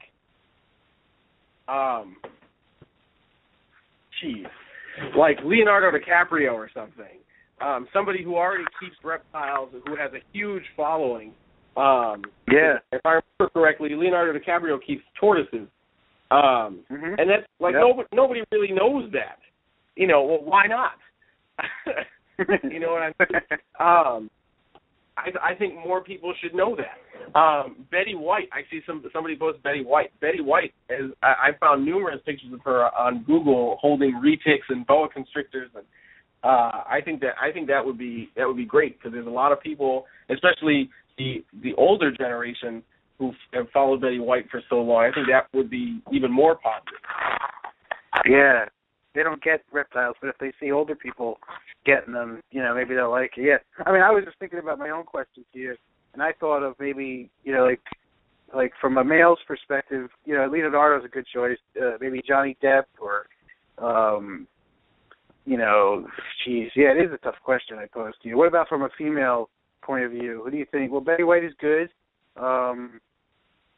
I guess from when I think of younger actresses, I don't know, Liv Tyler's kind of cool. I think she could pull off the whole reptile thing. Yeah.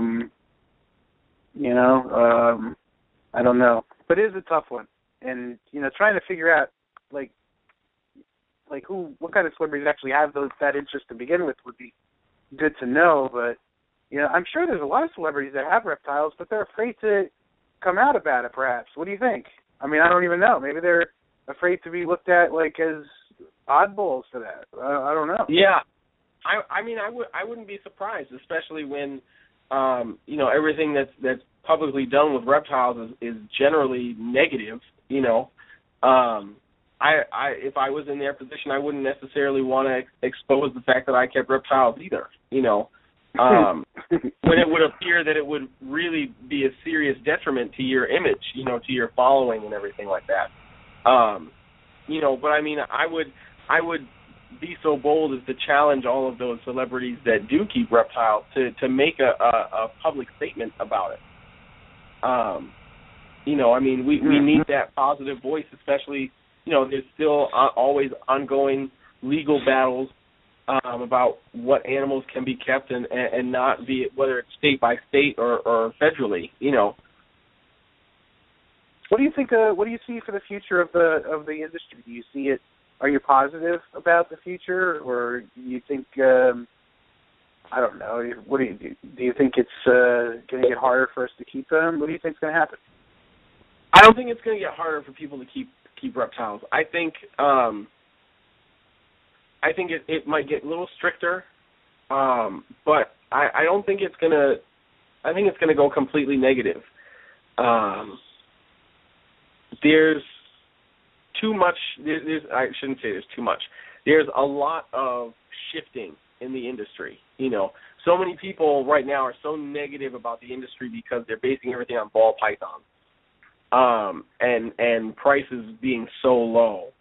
And I mean, for me, in my mind, that's a huge incentive to start working with other animals.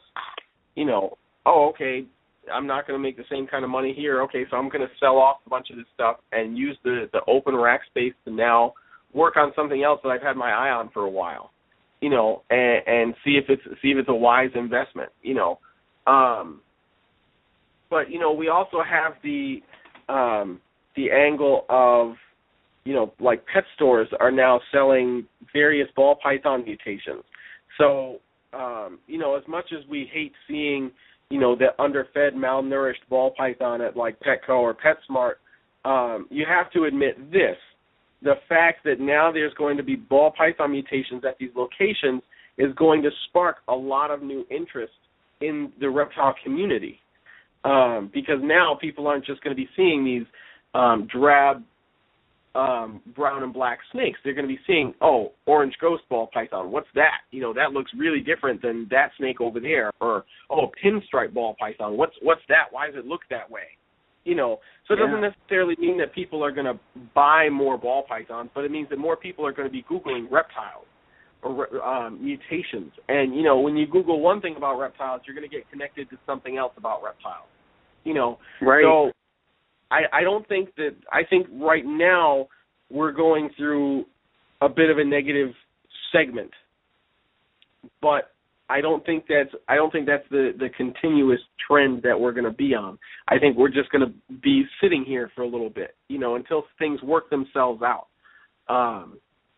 Which is why help from celebrities would be amazingly powerful, to keep that positivity going. But yeah, I think the industry is going to be okay. I don't think, like I said, I think it's going to get stricter at some parts, but I'm hopeful. Like here in Massachusetts, where I believe the only state or one of 2 or 3 states that are allowing people to keep more reptiles with less permits. Earlier in 2014, we were allowed to keep, I think it was like 8 or 9 new species of reptiles that originally required a permit for ownership that now no longer do. And that was a huge step, and part of that is because the New England Reptile, or the New England Herpetological Society, has a really great standing with Massachusetts Fisheries and Wildlife. So they've been working together for years to make this change happen, and it finally did, and it was huge because every other state that had some sort of legislation pending was in a negative light. So, it made me very happy to be where I'm at as far as what I'm, being able to keep more reptiles, So I think that there's still a good fight to be fought, but I don't think that it's the end of the world. I think that we really just need to be on our toes and be really vigilant about the actions that we make, and what we speak from here on out. This is should be going on from point 1, from point A here, but that's really necessary. It'll be, not saying it'll be amazingly easier, but it'll get easier if we aren't fighting within ourselves to obtain what is essentially the same goal, to enjoy keeping reptiles. Right. Yeah, I really appreciate and like what you just said. Actually, that I'm usually a very optimistic person, and even I sometimes can get a little, a little pessimistic about the state of things. And maybe it's because there's a lot of turbulence going on in the entire world right now, and maybe I'm adding that into little things that are happening in the reptile world. But so I gotta try to step back a little bit too and try to put things in perspective sometimes. But yeah, I think you're right. I think you're absolutely right. Yeah, and it's definitely difficult, because I use the example of ball pythons a lot, but you see prices fluctuating within all areas of of the reptile world. You know, and I mean that's just business. That's just how things run. You know, prices aren't always staying the same. You know, they stay stable for a little while, and they change.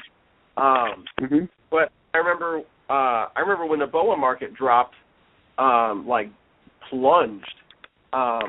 When that happened, most of what I was keeping was boas, so I freaked, just like so many people did when the first ball python really started to drop, for the first few mutations, and I sold pretty much all of my boa constrictors. I was like, no, I can't deal with that. And for years, prices weren't all that great. And then recently, within the last maybe year and a half, 2 years, I've noticed that prices have kind of been going up a little bit, which is cool because you don't see that happen too often. You know, usually they hit wherever they're going to be at bottom, and everybody understands that in the market, pretty much varying maybe between $20 and $50, and that's just where it is. And that boas had hit that point, and then it had gotten a little worse with the federal legislation threats.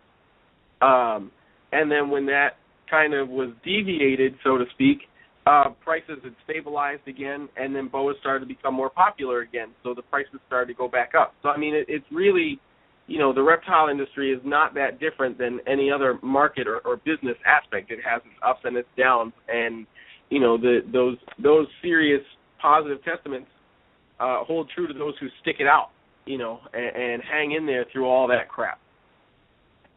Yeah, and you know, what I'm seeing right now is we're seeing a lot of people get out of the game, whether it's ball pythons or geckos. And I think what's happening is, like you're saying, I think it's a reshuffling of the deck, and I think the people that got in it for the money are obviously the ones that are getting out because the prices have dropped and there's too many people doing it, and they don't see the potential to make money anymore. So I think what's going to happen is those people will get out, and the ones that have the true love for this, of course, are in it for life anyway, because that's what we do. And, you know, I think we're going to be all right. And, you know, and there'll be new folks that come in and out, you know, they shine bright in the beginning and burn out. And, you know, I think it's Mike Wilbanks that calls them shooting stars. And, you know, they start come off all bright and then they fizzle out. And, you know, a lot of these guys that have been in the industry for years and years and years have seen many people come and go. And, you know, I've been keeping and breeding reptiles since I'm 8 years old, so you know, I'm in it for life. I know I could tell you're in it for life no matter what, even if you're keeping a few animals. So right. You know, I think that's what it should be. I think, you know, I think it's good that we have a few big guys out there, and I think it's good that we have some mid-size and small-size breeders out there. But I think it's a self-regulating system. I think there can only be so many, and it's going to regulate itself. And that's just the way it is. You know, Jeremy, we're coming towards the end of the show, and I want to give you some time to leave us with closing remarks and, you know, anything that's important that you want to leave us with. And I also want to say that, you know, you're, of course, welcome anytime on our show, and I appreciate you lending us your music to use. And, you know, I just think there's a big future for what you're doing. And go ahead, man. Take it away for a few. Well, I definitely want to thank you and Tim for having me on. It's always awesome to be on and share, you know, anything reptile related. Yeah, I mean, my big closing remark is just for people who are in it and maybe concerned about where the future is going. My advice to you would just be, you know, just hold on strong. You know, there's always a bump in the road somewhere. But if you can make it through the bumps, then smooth sailing is dead ahead. Yeah, that's right. And try to make some good friends along the way with you know, and try to have a few good people in that boat with you so you can sail better. That's what I say. Definitely. Right? Yeah. Well, that's cool. Hey, Jeremy, why don't you give out your information for everybody so they can find you out there, tell everybody where they can find your music, and, you know, give yourself a good plug. Cool. Well, I'm a social media junkie, so you can pretty much look up Jeremy Turgeon on every social media site, and you'll find me there. You can add me on Facebook, facebook.com/JJTurgeon. If you want to follow what I'm doing for music, you can find me facebook.com/JeremyTurgeonTrumpeter. And if you're interested in checking out my new single, You Know What I Want, it's available on iTunes, Google Play, and Amazon. Just type in Jeremy Turgeon, You Know What I Want, and you can find it there. It's just 99 cents. Appreciate everybody's support for that, and there's bigger and better things to come. Awesome. Absolutely. Jeremy, thank you so much. It was good seeing you at the show today, and thank you so much for coming on our show, and hope to do it again in the future. Absolutely. Definitely, man. I enjoyed myself. Thanks, All Jeremy. right, get Take some care. sleep. Get some Yes, sleep. sir. I know you had a long day. All right, take care. You too. All right. Tim, you're awake. How are you? Yes. I went you know, and grabbed myself a Red Bull. Well, you know what? Jeremy and I have done this a few times. We kind of have a good rapport on the air, so we kind of just flow. And but what do you think? What do you think of the show tonight? It was cool. It was cool to hear his perspective and some of his views on things. It's kind of like a breath of fresh air, and similar to it's not easy to tell the hard stories or the stories of loss. Not only financial, but to a lot of his treasured animals and a large part of his collection. And that's kind of the things that you don't hear often passed around in our hobby and industry. And that's exactly the kind of stories that we try to portray to people, that it's not all, money and easy going when you're working with animals, and when you're, trying to vend shows or trying to sell some of your offspring. To all the newcomers that think that, they see a vendor at a show and say, oh, I could do this too. And it's not quite that easy. And, a lot of these people that are established, they do protect themselves. They protect their businesses, and they're not going to make it so easy for a new competitor to come in. And, that's certainly something that I've experienced. And I came in, praising all of my so-called competition and showing respect to everyone. And I think that's the way to do things. To come in, negative and bashing people, that's the wrong way to do things. And it's all in your attitude. I think your attitude will predict your success in a lot of ways. Tim, you're a people person. You get along with everybody. I don't know how you do that, but I've always said you're just an awesome networking guy. How do you pull that off? I don't know. I guess because it's just a hobby for me, and I try to stay away from all the Facebook BS and drama, and just try to enjoy it. Yeah, that's good, man. I could learn a lot from you. A lot of people could learn a lot from you, because one of these days in 2015, we do have to do a Tim Walton episode. You know that it's coming. So I thought it was 2016. What did I say it was? You said 14? 15. Yeah, 14 I said gone. No, I said it's 2015. What I mean is this year we got to get an episode in just for you. I know, but it might not. I might not happen until 2016. Well, with your concession of time and space, it'll be 35-27. No, seriously. What will the leopard geckos look like in 25-37? Oh, they'll be translucent, invisible. They'll be, I don't know. They'll be you'll be able to pick a color you want, and they'll come right out of the machine alive. God knows. A vending machine? A leopard gecko vending machine? I think it'll be more like a replicator, like in Star Trek. It's like kind of just like Captain Picard says, "Tea, Earl Grey hot." You'll say, "Raptor, 2 red eyes." carrot tail, and you'll get one. It'll come right out. All right, Dave. I think we've gone too far. Now it's time for us to get some sleep. Long day. I've been up since 5 a.m., yes. All right. We did a good job tonight. I think our first show for 2015 was awesome. All right. I'll let you go, Tim. Have a good night. We'll do it again next week. Take care, Dave. All right. Later. Okay. Thank you so much, Elsa, for donating the magazine. That was awesome. Elsa is Gecko Nation Radio's biggest fan. And if everybody else stopped listening to the show, and if it was only Elsa listening, we would still do the show just for Elsa, just so you know. So, just want to thank everybody. I want to thank everybody that tuned in tonight, everybody in the chat room. Of course, our guest, Jeremy, and I see Jeremy's mom was there. That's awesome. Jeremy, you didn't say hi, Mom. Should have said hi, Mom, in the air. Next time.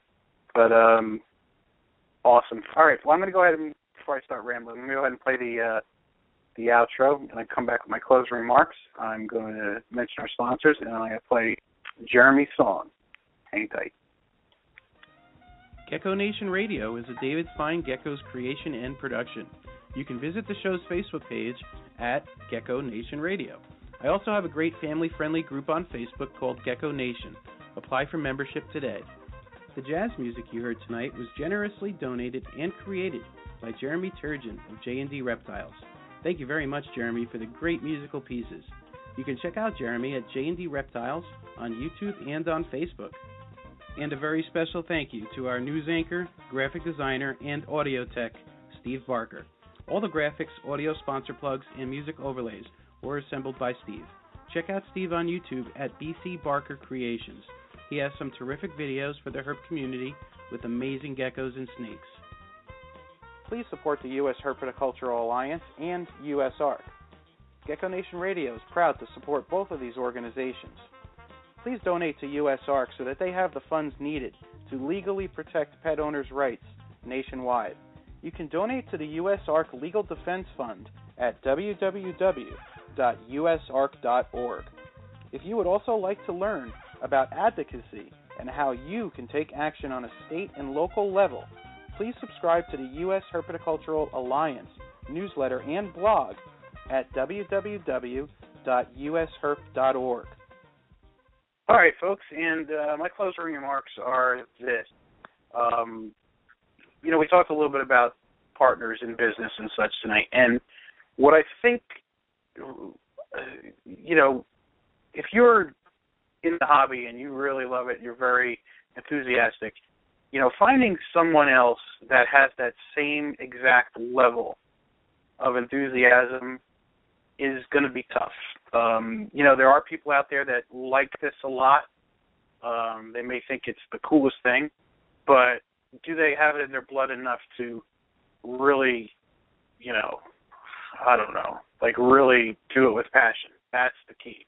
And it's tough finding someone else in your area, that you can trust because these are living animals. It's really going to be tough to find somebody to partner up with that has those same values, especially for the animals. So take the advice we gave you seriously tonight and, have a contract drawn up. It's very important, okay, if you're going to enter into anything like that, okay? So I hope you guys learned something from this episode. I wish you all well. We're going to do it again next week. Before I go, I just want to mention our amazing sponsors. And, Gecko Nation Radio would not be possible without our sponsors. Number one, Dale's Bearded Dragons is the biggest and best reptile supply distributor at most of the Northeast expos and online. So check out Dale'sBeardedDragons.com. Also, abdragons.com is the best source for dubia roaches. Make sure you use the code GECKO, all in caps, at checkout for 5% off of your total cost of your order. And that's good forever. All right, so check out abdragons.com. Gecko Boa Reptiles, awesome leopard geckos, awesome subspecies, wild types, all kinds of cool stuff. John Scarborough has an amazing array of genetics available for you, all from the best bloodlines. Can't get any better. Supreme Gecko, If you like cresties, microgeckos, day geckos, some weird, obscure species, definitely check out Supreme Gecko. He's got supplies of food as well. OhioGecko.com. Amazing tangerines, fat tails. He pioneered the Starburst fat tail fat. He's also the owner of GeckoForums.net. Make sure you check out OhioGecko.com. Great geckos. Rainbow Mealworms, biggest worm farm in the world. Jillian Spence is really cool with the gecko community and the reptile community. If you need insects for your insect-eating reptiles, check out rainbowmealworms.net and mention Gecko Nation Radio. Reptiles Express, if you're shipping your animals, if you're new to shipping, or if you just want to ship and get a better rate and use the company with the best customer service, that's reptilesexpress.com. If you're new to shipping, contact Debbie, and she will talk you through it. It's very easy. Once you get the hang of it, it's like riding a bike. It's really cool. Ron Tremper. Ron Tremper is the godfather of leopard geckos. He has given us the Bandit, Tangelo, all kinds of awesome morphs. Check out Ron Tremper's work at leopardgecko.com. He's been doing this for over 30 years, and he'll be on the show in a few weeks also. So, leopardgecko.com. Check out his app, Leopard Gecko Pro and Leopard Gecko Care. Okay. Last but not least, Daryl Burton, Longhorn Geckos. Daryl's a new breeder. Invested in some amazing geckos. Him and his son Cade have some really nice bandits, extreme emerines, raptors, white and yellow stuff, and some wild types coming. Check out Longhorn Geckos on Facebook, and his website is coming soon. All right, those are our sponsors, and we have a couple new sponsors coming on board soon, which are just awesome businesses. We love our sponsors. Those plugs are sincere, folks. These people are really great at what they do, so give them a chance and mention the show. So help them help us.